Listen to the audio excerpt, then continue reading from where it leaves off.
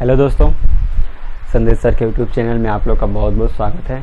तो आइए आज चलते हैं, आज पढ़ते हैं कि सेंटेंस के type of sentence according to structure क्या होता है, कौन सा होता है, कैसे होता है, कितने प्रकार का होता है, इसके स्ट्रक्चर में क्या होता है। ठीक है, तो अब मैं पढ़ाने से पहले आप लोगों से एक रिक्वेस्ट करना चाहता हूँ कि आप लोग अगर इस चैनल पर नए हो तो इस चैनल को सब्सक्राइब करें, लाइक करें और कमेंट करना ना भूलें और अधिक से अधिक शेयर करें। ठीक है, ताकि आप सभी लोग को ना वीडियो का नोटिफिकेशन आप तक पहुँचते रहे, इसलिए आप लोग बेल आइकन भी दबा दीजिए।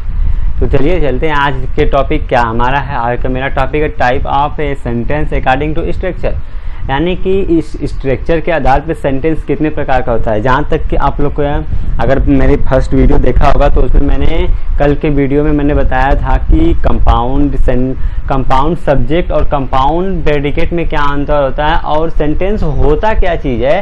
तो मैं फिर बताता हूँ कि सेंटेंस एक ग्रुप ऑफ वर्ड होता है जिसका एक अपना कंप्लीट मीनिंग होता है, और सेंटेंस एक ऐसा माध्यम होता है, एक ऐसा मीडियम होता है जिसके थ्रू हम अपनी एक बात को दूसरे व्यक्ति तक कैसे पहुंचाते हैं, उसी को मीडियम को मैंने ये सेंटेंस के माध्यम से पहुंचाते हैं। ठीक है, तो जहाँ तक आप लोग समझ गए होंगे, मेरा उम्मीद ये है। आज चलते हैं स्ट्रक्चर के आधार पर सेंटेंस कितने प्रकार का होता है। तो देखिए कितने प्रकार का होता है। पहला होता है सिंपल, दूसरा होता है कंपाउंड, तीसरा होता है कॉम्प्लेक्स। ठीक, पहला क्या होता है सिंपल होता है, दूसरा क्या होता है कंपाउंड होता है, तीसरा क्या होता है कॉम्प्लेक्स होता है। अब देखिए सिंपल, कंपाउंड, कॉम्प्लेक्स क्या होता है।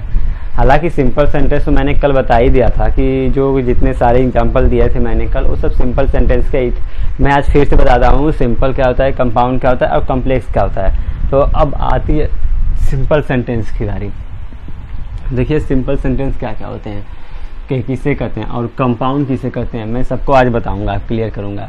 देखिए सिंपल सेंटेंस, ठीक। चलिए आपके सामने कुछ एग्जांपल देता हूं। पहले एग्जांपल की मदद से मैंने समझाऊंगा कि सिंपल सेंटेंस क्या होते हैं। तो देखिए जैसा कि आप लोग के सामने ये 3 एग्जांपल लिखा है, तो वही 3 एग्जांपल है जो मैंने कल आपको दिया था। वो मैंने वह इसीलिए लिखा हूँ कि जो कल बताया तो वो भी सिंपल सेंटेंस था, इसीलिए मैं बताना चाहता हूँ कि सिंपल सेंटेंस क्या होते हैं। आप फिर इसके बताऊंगा कंपाउंड सेंटेंस, फिर बताऊंगा कॉम्प्लेक्स सेंटेंस। तो देखिए सिंपल सेंटेंस होता क्या है। इसमें देखिए पहला में क्या है, ये क्या है, मेरा सब्जेक्ट है। ठीक, सब्जेक्ट के बाद मैंने बताता हूँ, सब्जेक्ट के बाद जो वर्ब से बाद जितना हिस्सा बचता है उसको बोलते हैं प्रेडिकेट। ठीक,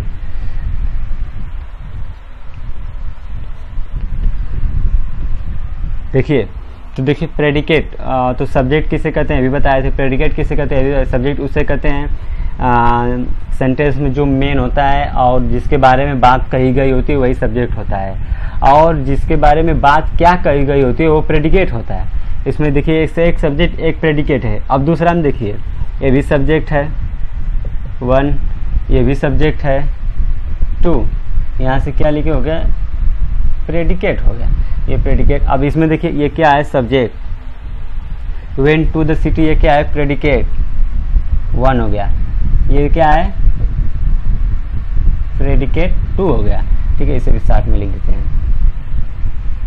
ठीक, ये प्रेडिकेट सब्जेक्ट हो गया, प्रेडिकेट 1 प्रेडिकेट 2, इसमें एक सब्जेक्ट एक प्रेडिकेट, इसमें 2 सब्जेक्ट एक प्रेडिकेट। ठीक, अब इसे 2 सब्जेक्ट नहीं बोलेंगे क्योंकि ये एंड कंजक्शन से जोड़ा गया है कि ये subject the man his friend, यानी ये हो गया कंपाउंड सब्जेक्ट और इसमें हो गया कंपाउंड प्रेडिकेट हो गया।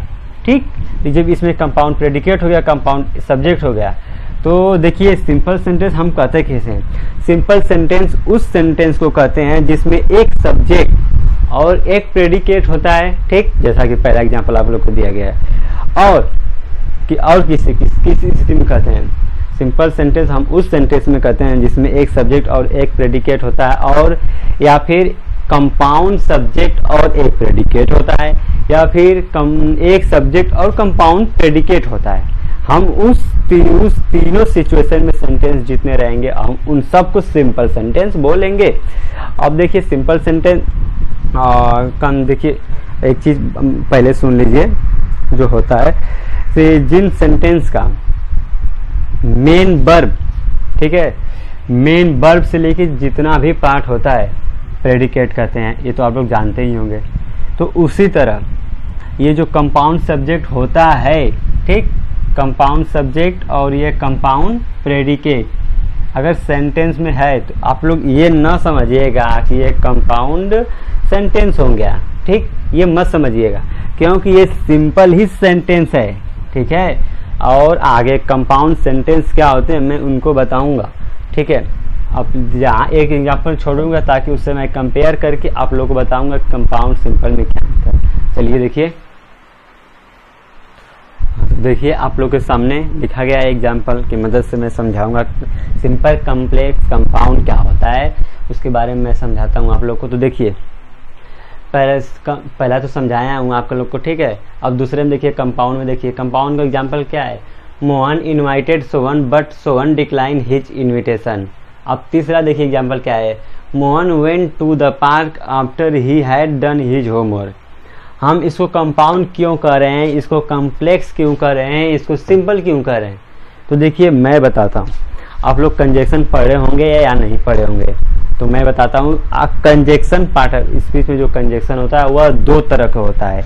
एक कंजक्शन होता है को, देखिए बताता हूँ, यहाँ पे लिख दे रहा हूँ। एक कंजक्शन होता है कोऑर्डिनेट कंजक्शन,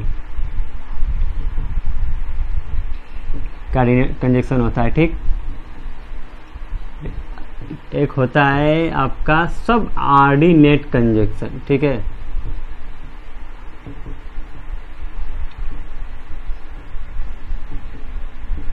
हाँ तो देखिए डिफरेंस क्या होता है इन दोनों में। जो कोऑर्डिनेट कंजक्शन होता है पार्ट ऑफ इसमें वो केवल सात होता है। सात क्या होता है, इसको याद करना सबसे आसान है फैन बॉयज के नाम से, FNBOIS। यप से हो गया, फार ए से हो गया, एन से हो गया, नार बी से हो गया, बट ओ से हो गया, आर वाई से हो गया, येट यस से हो गया, सो। इन कंजक्शन को हम कहेंगे कोऑर्डिनेट कंजक्शन। बाकी इनको छोड़ाकर जितने भी कंजक्शन होते हैं आपके पार्ट ऑफ स्पीच में ग्रामर में पूरे मिला करके, इनको छोड़ा करके उन सब को हम कहेंगे सब ऑर्डिनेट कंजक्शन, ठीक है। सब उसको याद करना आसान रहता है कि फैन बॉयज से याद कर लेते हैं। सब ऑर्डिनेट बहुत सारा होता है, जैसे मैं कुछ लिख देता हूँ यहाँ पे, जैसे मोजे हो गया, एज हो गया, सो और इफ हो गया, ठीक है, एंड हो गया, और व्हेन हो गया, और आफ्टर हो गया, बिकॉज हो गया, ठीक, और बिफोर हो गया, ETC। बहुत सारे कंजक्शन होते हैं, सब ऑर्डिनेट जो कंजक्शन होते हैं। हाँ तो अब आइए इस पे बताता हूँ। देखिए कंपाउंड सेंटेंस हम उस सेंटेंस को बोलते हैं जो मेन क्लास के साथ, ठीक है, मेन क्लास के साथ कोऑर्डिनेट क्लास आया हो, हम तो उस सेंटेंस को बोलेंगे कंपाउंड सेंटेंस। जैसे इसमें देखिए मोहन इनवाइटेड सोहन, इसमें जो होता है ये इसको बोलेंगे, इसमें दो क्लास है। देखिए जो कंजक्शन से जोड़ते हैं ना, तो अलग अलग पार्ट को तो हम दो क्लास को जोड़ते हैं। कंजक्शन जैसे हो गया दो क्लास को भी जोड़ते हैं, दो सब्जेक्ट जोड़ते हैं, तो यहाँ पे जो जोड़ते हैं वो दो क्लास को जोड़ते हैं। क्लास का मतलब क्या होता है, जैसे क्लास मतलब समझिए क्या होता है। क्लास का अपना एक सब्जेक्ट और अपना एक प्रेडिकेट होता है, उसका अलग होता है, ठीक है। जैसे एक कंजक्शन से जोड़ा गया है तो इसका ये सब्जेक्ट हो गया, यहाँ से इसका प्रेडिकेट हो गया, यहाँ से इसका सब्जेक्ट हो गया, यहाँ से इसका प्रेडिकेट हो गया। तो क्लास का मतलब यही होता है कि क्लास का एक अपना सब्जेक्ट और प्रेडिकेट होता है, हम उसे क्लास कहते हैं, ठीक है। अब देखिए इसमें जो क्लास दो तरह के होते हैं, एक मेन क्लास होता है, एक ये कंजक्शन से जुड़ा जो रहता है ये क्लास होता है, ठीक है। हम इसको कई नाम से जान जा रहे हैं, जैसे कोऑर्डिनेट कंजक्शन के साथ रहेगा तो कोऑर्डिनेट क्लास बोलेंगे, सब ऑर्डिनेट कंजक्शन के साथ रहेगा तो सब ऑर्डिनेट क्लास बोलेंगे, और उसके अलावा जो विदाउट कंजक्शन का क्लास होता है उसे बोलते हैं मेन क्लास बोलते हैं। जैसे ये किसी कंजक्शन के साथ शामिल है, when went to the park नहीं शामिल है, इसको बोलेंगे मेन क्लास, और इसको क्या बोलेंगे, इसको भी बोलेंगे मेन क्लास। अब देखिए इसको क्या बोलेंगे, अब इसको क्या बोलेंगे, इसको हम जो बोलेंगे वो कंजक्शन हमारा डिसाइड करेगा कि ये कौन सा क्लास है। अब यहाँ पे देखिए कौन सा क्लास है, फैन बॉयज में देखिए बी आया है, तो बी का मतलब क्या होता है, बट होता है, ठीक है, बी का मतलब बट होता है। तो जो बट है ना, अगर इसके साथ ये क्लाज आया है तो इसको बोलेंगे हम कोऑर्डिनेट क्लाज बोलेंगे।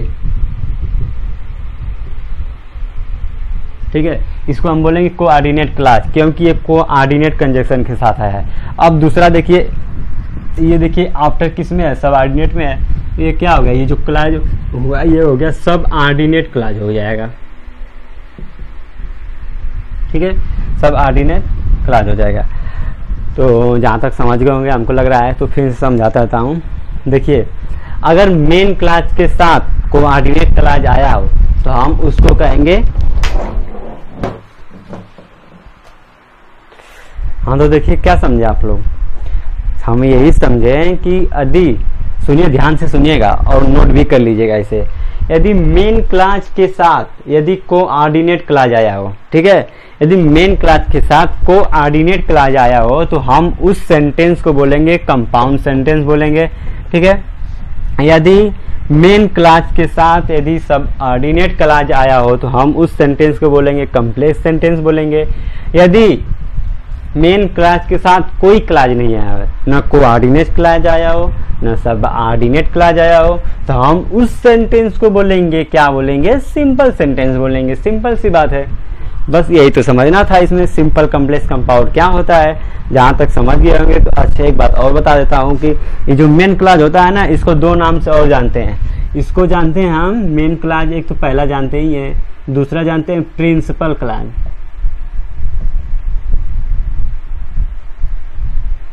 ठीक है, इसको प्रिंसिपल क्लाज के नाम से जानते हैं। अब तीसरा जो नाम होता है वो होता है इम्पॉर्टेंट सबसे होता है, उसको बोलते हैं इंडिपेंडेंट क्लाज। इंडिपेंडेंट क्लाज, ठीक है, इंडिपेंडेंट क्लाज यानी स्वतंत्र क्लाज होता है, किसी पर निर्भर नहीं होता है। तो अब देखिए, और ये तो जान गए कि मेन क्लाज को प्रिंसिपल क्लाज बोलते हैं सब, और इंडिपेंडेंट क्लाज बोलते हैं। और एक बात और देखिए, जो कोऑर्डिनेट क्लाज होता है और जो सब ऑर्डिनेट क्लाज होता है, ठीक है, जो कोऑर्डिनेट क्लाज होता है ये इंडिपेंडेंट क्लाज होता है, जो सब ऑर्डिनेट क्लाज होता है ये इंडिपेंडेंट क्लाज होता है। जैसे देखिए, जो कोऑर्डिनेट क्लाज है ना, इसको बोलेंगे इंडिपेंडेंट क्लाज।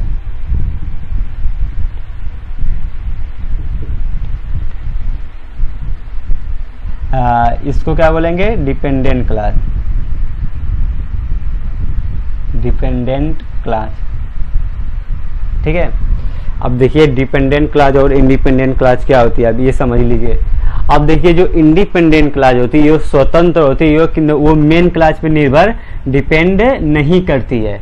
अब जो ये डिपेंडेंट क्लाज होती है जिसे सब ऑर्डिनेट क्लाज बोलते हैं, वो जो होती है मेन क्लाज पे डिपेंडेंट करती है।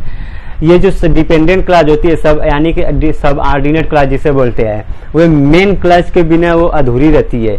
जब ये जो मेन क्लाज पे ये डिपेंडेंट रहती है, ठीक है, और जो ये क्लाज होती है इंडिपेंडेंट क्लाज होती है, जो कोऑर्डिनेट क्लाज होती है, वो मेन क्लाज पे डिपेंडेंट नहीं रहती है।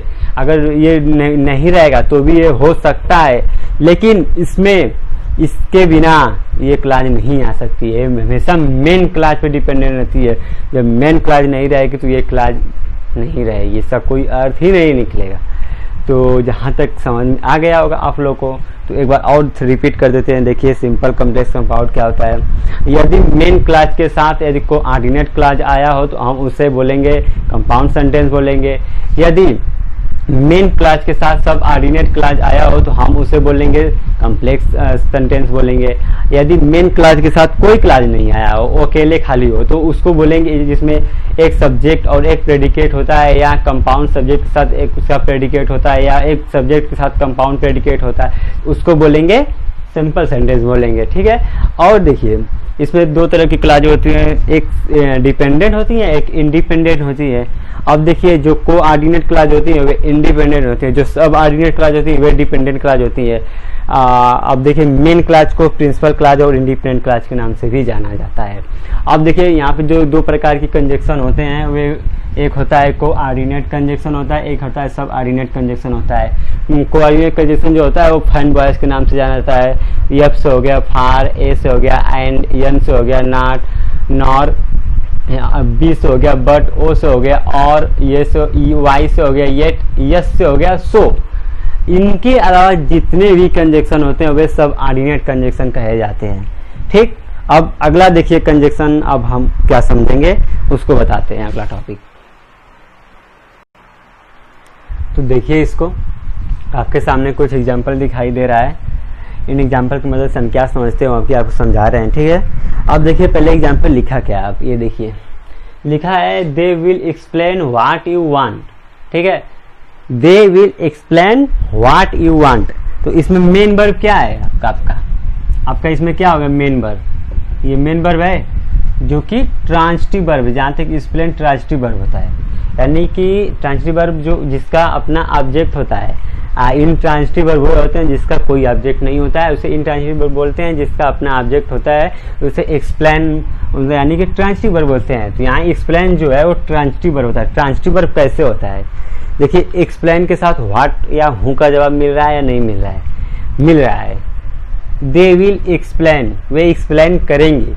क्या एक्सप्लेन करेंगे, व्हाट यू वांट, जो वो चाहते हैं। ठीक है, व्हाट यू वांट जो, यानी कि दे विल एक्सप्लेन, इतना कहने से इसको क्वेश्चन कीजिए, they will explain, way explain करेंगे।